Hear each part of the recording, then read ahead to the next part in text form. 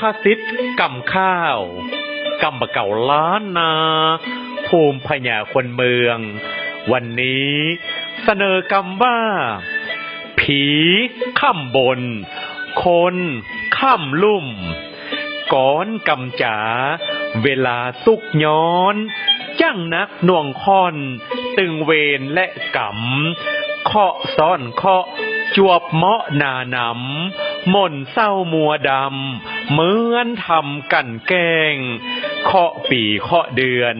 เคาะวันเตื่อมแท่งเลียงหน้าดาพองจ้องจักผีซ้ำดำพลอยน้อยกายเป็นนักลุแล้วเลียกลมทำลายเกยมีอ่านนับก็กับสูญหายตี้หักก็คายวำวายหายสิ้นเหมือนโดนเชือกมัดยิ่งหัดยิ่งดินจังปาเมาวินเสี่ยงซ้ำปอบ่มีไผ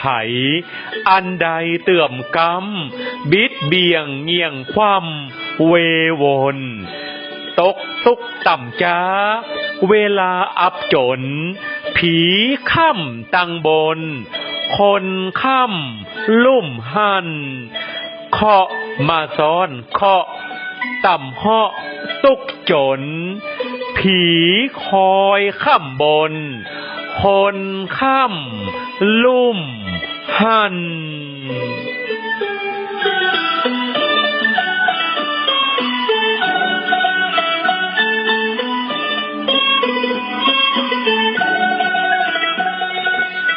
ผีค่ำบนคนค่ำลุ่มความหมายประสบข้อกรรมหรือเรื่องราวเลวร้ายหลากหลายในช่วงเวลาเดียวกันอุปมาเหมือนดั่งโบราณเปรียบเทียบว่าผีค่ำบนคือมีสิ่งเล้นลับอัปมงคลคอยเบียดเบียนอยู่ส่วนหนึ่งแล้วคนค่ำลุ่มปลายบปก็ยังโดนคนมนุษย์เหมือนกันคอยเบียดเบียนแถมโตยคติสอนใจชีวิตมนุษย์มีอุปสรรคปัญหามีขึ้นมีลงเป็นธรรมดาเมื่อประสบพบเจอกับอุปสรรคปัญหาหรือความทุกข์ควรดีใจสติปัญญาพิจารณาหาทางแก้ไขที่ถูกต้องเหมาะสมท้องฟ้าแม้จะมืดมนด้วยเมฆฝนมากนักเพียงใดเมื่อพายุผ่านพ้นไปแล้วท้องฟ้าย่อมแจ่มใสได้เสมอ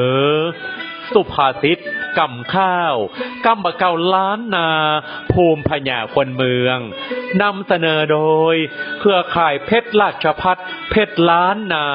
มหาวิทยาลัยราชภัฏเชียงใหม่ร่วมกับสถานีวิทยุกระจายเสียงแห่งประเทศไทยจังหวัดลำพูน